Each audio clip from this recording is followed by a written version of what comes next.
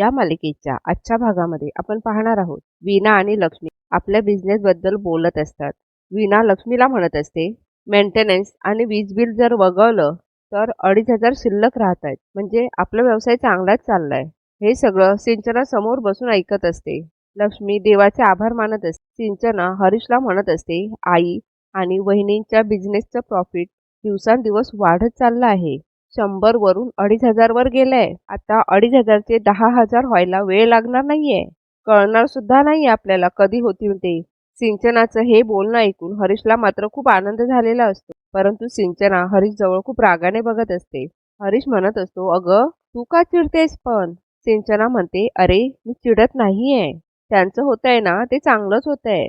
पण तुझं काय? तू किती दिवस असा गेम खेळत बसणार आहेस? अजून किती टाइमपास करायचंय तुला? मोठं करायचंय म्हणता म्हणता अजून सुद्धा तू घरातच बसलाय. काही काम नाही करत आहेस. कळतंय का तुला? हरीश म्हणत असतो, हो कळतंय मला आणि पटतंय सुद्धा. असं घरी बसून काही होणार नाहीये. मी एक काम करतो, तुझ्या पप्पांना फोन करतो आणि काही मार्ग निघतोय का बघतो. सिंचना हरीशला रागाने शांत बस असं म्हणत असते आणि ती समोर बसलेल्या वीणा आणि लक्ष्मीला बघ असं म्हणत असते.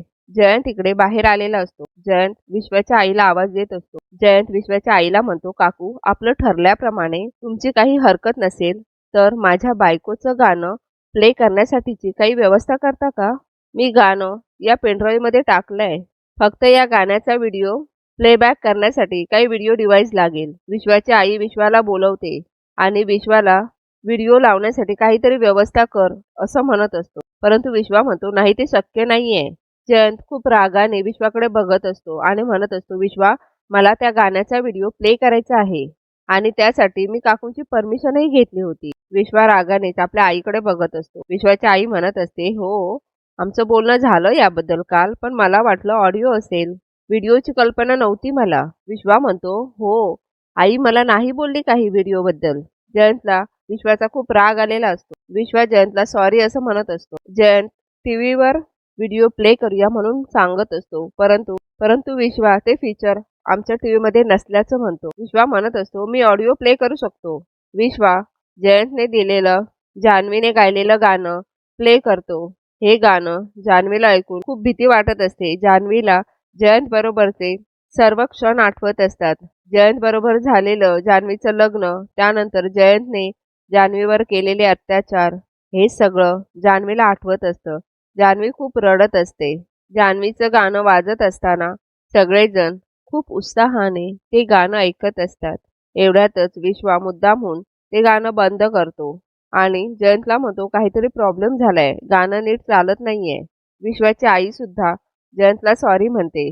त्यानंतर जयंत विश्वाला म्हणत असतो, विश्वा मला माहिती आहे तू हे मुद्दामहून केलंयस. जानूचं गाणं प्ले होत असताना तुझा चेहरा बघण्यासारखा झाला होता.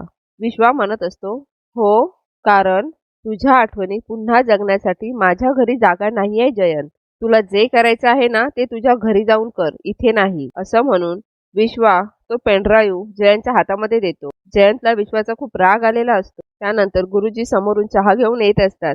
तो चहा विश्वाच्या अंगावर सांडणार एवढ्यातच जयंत विश्वाला बाजूला ढकलतो. गुरुजी विश्वाला म्हणत असतात, विश्वा सांभाळून. विश्वा सॉरी असं म्हणून तेथून निघून जातो. गुरुजी जयंतला धन्यवाद असं म्हणत असतात. त्यानंतर जयंत गुरुजींना आपली ओळख सांगतो. जयंत म्हणत असतो, पंडितजी माझं तुमच्याकडे एक काम होतं, मला तुमचा नंबर मिळेल का? त्यानंतर जयंत गुरुजींचा नंबर घेतो. हे सर्व लांबूनच विश्वा बघत असतो. विश्वा लगेच जयंत जवळ येतो आणि जयंतला बाजूला घेऊन जातो. विश्वा जयंतला म्हणत असतो, तुला उशीर होत होता ना, घरी नाही जायचंय? जयंत म्हणत असतो, तुझ्या इन्सल्ट नंतर इथे थांबायची इच्छा नाहीच आहे माझी. ते पंडितजी भेटले म्हणून थांबलोय. विश्वा लगेच पंडितजींना म्हणतो, पंडितजी मी आलो यांना सोबत. पंडितजी म्हणत असतात, भेटूया जयंत. जयंत हो असं म्हणतो. त्यानंतर विश्वा जयंतला बाहेर घेऊन जातो. जयंत निघून गेल्यानंतर विश्वाची आई बाहेर येते आणि गुरुजींना काहीतरी घ्या असं म्हणत असते. परंतु गुरुजी नको असं म्हणत असतात. तेवढ्यात जान्हवी सुद्धा बाहेर येते. जान्हवी बाहेर वाकून बघत असते. गुरुजी लगेच जान्हवीजवळ बघतात आणि म्हणतात, मगाशी जे गाणं प्ले केलं त्यातला आवाज ह्यांचा आहे. हे ऐकून जान्हवीला खूप मोठा धक्का बसतो. विश्वाची आई जान्हवीकडे बघत असते. भावना इकडे पोलीस स्टेशनमध्ये सिद्धूला भेटायला आलेली असते. सिद्धू म्हणत असतो, भावना काय चाललंय हे सगळं? म्हणजे तुला मला भेटायला कसं काय दिलं? मागच्या वेळी तू आली होती, तुला भेटायला सुद्धा नव्हतं दिलं. आता काय चाललंय मला खरंच काही कळत नाहीये. भावना म्हणते, कारण यावेळी मला कोणीतरी मदत केली आहे. सिद्धू म्हणत असतो, मदत? कोणी? आजी इकडे संपतला सांगत असते, सिद्धिराज आणि त्याची मॅडम खुराड्यामध्ये राहतात ते दोघे. पत्र्याची शेडं बांधली आहेत. काय म्हणत होता, राणीसारखं ठेवीन. काय रे त्याची ती मॅडम आणि तो काय थाट, असं म्हणून आजी जोरजोराने हसत असते. संपत म्हणत असतो, म्हणजे आई तू स्वतः त्याच्याकडे जाऊन आलीस? आजी म्हणत असते, खात्री करायला गेली होती. खात्री नको का करायला? एकदा का त्या मॅडम कडून सिद्धूला हिरावून घेतलं, मग बघ कसे नाक घासत ते दोघे आपल्या घरात परत येतात की नाही ते. संपत म्हणत असतो, आता या पोराची मस्त जिरलीच म्हणून समज. आजी म्हणत असते, जिरली जिरणारच, असं म्हणून दोघेही हसत असतात. हे सर्व बोलणं अधिराज आणि त्याची आई लांबूनच ऐकत असतात. रेणुका अधिराजला म्हणत असते, माणसाने किती निष्ठुर असावं हे यांच्याकडे बघून समजतंय. स्वतःच्या नातवाची वागताना काय म्हणावं रे यांना, असं म्हणून रेणुका रडत असते. रेणुका अधिराजला म्हणत असते, अधिराज माझ्या सिद्धूचं काय चुकलंय? तो बिचारा सर्वतोपरी प्रयत्न करतोय. घरातून बाहेर पडल्यानंतर कसं सुखाने जगता येईल, कसं स्वाभिमानाने जगता येईल, हे त्याच्या सुखामध्ये मिठाचा खडा टाकतायत. हे बघ अधिराज, सिद्धू आणि भावना यांच्यामध्ये दुरावा आलेला मला नाही जमणार. मला खरंच नाही सहन होणार आहे. तू मला वचन दे, तू मला वचन दे, त्या दोघांना एकत्र आणण्यासाठी तू मदत करशील. तू म्हणाला होता ना की तू मदत करशील म्हणून, तू त्यांच्या पाठीशी उभा राहशील म्हणून. आता ती वेळ आली आहे. सिद्धू इकडे भावनाला म्हणत असतो, एक मिनिट, म्हणजे या सगळ्यात दादाने मदत केली आहे? भावना हो असं म्हणत असते. भावना म्हणत असते, आणि कुणालाही माहिती नाहीये की ते आपली मदत करतायत म्हणून. त्यानंतर भावनाने सिद्धूसाठी डब्बा आणलेला असतो. भावना म्हणत असते, खरं तर मला हा डब्बा तुम्हाला कामावर जाताना द्यायचा होता, परंतु आता इथे आणावा लागला. यावर सिद्धू म्हणत असतो, ठीक आहे. भावना डब्बा खोलते. भावनाने सिद्धूसाठी चुलीवरची मिसळ बनवून आणलेली असते. भावना स्वतःच्या हाताने सिद्धूला भरवत असते. सिद्धू म्हणत असतो, एक नंबर झाले आहे मिसळ. भावना सिद्धूला म्हणत असते, सिद्धिराज तुम्ही इथे आत असताना मला जेव्हा जगाशी झगडावं लागतं ना, तेव्हा मी तुमचा चेहरा डोळ्यासमोर आणते. तुमचा चेहरा बघितला की जगाशी 2 हात करायची ताकद मिळते मला. आणि आता तुमच्याकडे बघून तुमचा चेहरा मनात साठवून ठेवेन. सिद्धू म्हणत असतो, बापरे डेंजरस मुलगी आहेस तू. त्यानंतर सिद्धू भावनाला सुद्धा मिसळ भरवत असतो. पंडितजी इकडे जान्हवीला म्हणत असतात, सांगा ना, तुमचाच आवाज होता ना तो? जान्हवी म्हणत असते, हो म्हणजे तुम्ही म्हणताय तसं आवाजाचा बूथ सारखा असू शकतो, पण माझा आवाज नव्हता तो. मी कधीच गाणं वगैरे काही रेकॉर्ड नाही केलं. यावर पंडितजी म्हणतात, मग करायला हवं, रियाजाचा भाग असतो. पंडितजी जान्हवीला विचारत असतात, पण तुम्ही गाणं कुठून शिकलात? जान्हवी म्हणते, पंडितजी मी म्हटलं ना तुम्हाला, मी स्वतःच शिकले. पंडितजी म्हणतात, मेहनत घ्यायची तयारी असेल तर मी गाणं शिकवू शकतो तुम्हाला. हे ऐकून सगळ्यांनाच आनंद होतो. विश्वाची आई म्हणते, अगं बाई किती छान. विश्वाची आई म्हणते, तनू तुझ्यासाठी स्वर्णसंधी आहे, तू गाणं शिकायला जायला पाहिजेस हा. सई सुद्धा जान्हवीला फोर्स करत असते. पंडितजी जान्हवीला म्हणत असतात, तुम्ही दडपण घेऊ नका, तुम्हाला जे योग्य वाटेल तो निर्णय तुम्ही घ्या, आणि जर हो म्हणालात तर हा वसा मनापासून निभवावा लागेल. सई जान्हवीला फोर्स करत असते. जान्हवी बरं ठीक आहे असं म्हणते. नंतर जान्हवी पंडितजींना हो असं म्हणते आणि घेतलेला वसा मनापासून निभावेन सुद्धा. पंडितजी जान्हवीला उत्तम असं म्हणतात. त्यानंतर पंडितजी तेथून निघून जातात. विश्वाच्या आईला खूप आनंद झालेला असतो. विश्वाची आई विश्वाला म्हणत असते, विश्वा तुला माहिती आहे का, पंडितजींनी जान्हवीला शिकायला बोलवलंय. हे ऐकून विश्वाला धक्का बसतो. आजी इकडे फोनवर बोलत असते. संपत आजीला म्हणत असतो, काय झालं आई, नक्की काय झालंय? आजी म्हणत असते, ही अवलक्षणा सिद्धूला भेटायला जेलमध्ये गेली होती. आजी म्हणत असते, सिद्धू आणि त्याची मॅडम एकमेकांना भेटू नये अशी तरतूद आपण केली होती. मग कशी काय गेली ही त्याला भेटायला? कशी काय हिची मजल गेली? कुणीतरी फितूर केली आहे संपत, आपल्यातलंच कुणीतरी आहे. संपत म्हणत असतो, मला नाही वाटत पक्षातला एकही कार्यकर्ता अशी हिंमत करेल. यावर आजी म्हणते, आपल्या कार्यकर्त्यांबद्दल मी म्हणत नाहीये, आपल्या घरातलाच कोणीतरी फितूर आहे. अधिराज मात्र खूप घाबरलेला असतो. आजी म्हणते, ठीक आहे, जो कोणी आहे त्याचा लवकरात लवकर सोक्षमोक्ष लावला जाईल. यावर रेणुका म्हणते, मी केली आहे मदत भावनाला, मी सोय केली आहे भावना आणि सिद्धूला एकत्र भेटण्याची. माझ्या मुलाला त्याच्या बायकोला भेटण्याची गरज होती, मी ती पूर्ण केली. आजी म्हणत असते, ए रेणुका तुला माहिती नसेल तर सांगते हा, शेवटचं सांगते, तुला जर या घरात राहायचं असेल ना, तर आमच्या बाजूनेच उभं राहावं लागेल. यावर रेणुका म्हणते, माफ करा आई, पण मी माझ्या मुलाच्याच बाजूने उभी राहणार. यावर आजी जोरानेच रेणुकाला ओरडते. रेणुका म्हणते, तुमच्या कुणाच्या का लक्षात येत नाहीये? सिद्धूची बाजू हीच आपली बाजू असायला हवी. हे अख्खं गाडे पाटील कुटुंब सिद्धूच्या बाजूने उभं राहायला हवं. सिद्धू आपला मुलगा आहे, या कुटुंबाचा एक भाग आहे. आणि असं असताना त्याची बाजू आणि आपली बाजू वेगळी कशी का असू शकते? आजी म्हणते, ते दिवस गेले. ज्या दिवशी तुझा सिद्धू त्या मॅडम बरोबर या घराशी संबंध तोडून गेला ना, तेथेच तो परका झाला आम्हाला. त्याची आणि आमची दोघांची बाजू वेगवेगळी आहे, कळलं? आजपासून गाडे पाटलांच्या पक्षामध्ये या घरातले जे सदस्य असतील त्यांनी माझ्या बाजूला येऊन उभं राहावं. संपत लगेच आपल्या आईच्या बाजूला जाऊन उभा राहतो. नीलांबरी अधिराजला खुणावत असते. त्यानंतर नीलांबरी सुद्धा आजीच्या बाजूला जाऊन उभी राहते. अधिराज इकडे खूप घाबरलेला असतो. रेणुका अधिराज जवळ जाते. अधिराज सुद्धा खाली मान घालून आजीच्या बाजूला जाऊन उभा राहतो. हे बघून रेणुकाला खूप वाईट वाटतं. सर्वजण रेणुकाकडे बघून हसत असतात. रेणुका मात्र खूप रडत असते.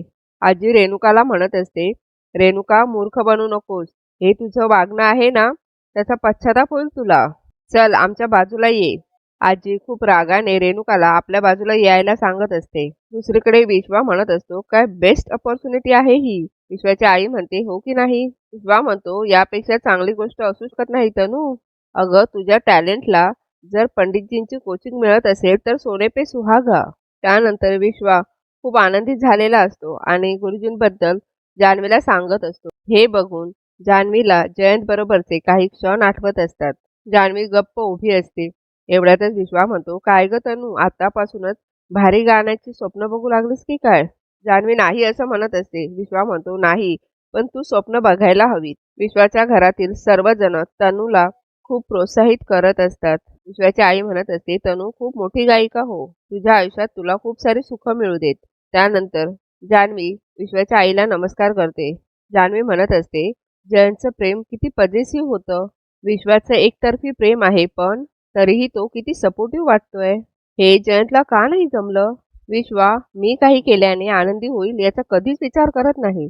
उलट माझ्यासाठी काय बेस्ट आहे तेच करतो. जयंतने हे कधी का केलं नाही? विश्वा इकडे मनातच म्हणत असतो, जानू, या जगातली बेस्ट असलेली प्रत्येक गोष्ट करीन मी तुझ्यासाठी. I promise. श्रीनिवास लक्ष्मीला सांगत असतो, तुम्हाला जर काही माझी मदत लागली तर तुम्ही मला सांगा. अगं तुमचा व्यवसाय इतका छान चाललाय, खूप कौतुक आहे मला त्याचं.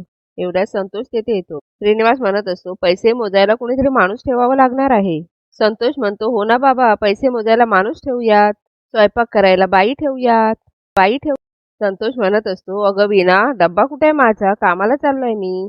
त्यानंतर लक्ष्मीच्या घरी सिंचनाची मैत्रीण आलेली असते आणि ती म्हणत असते, अहो काकू, मी तुम्हाला एक गुड न्यूज द्यायला आली आहे.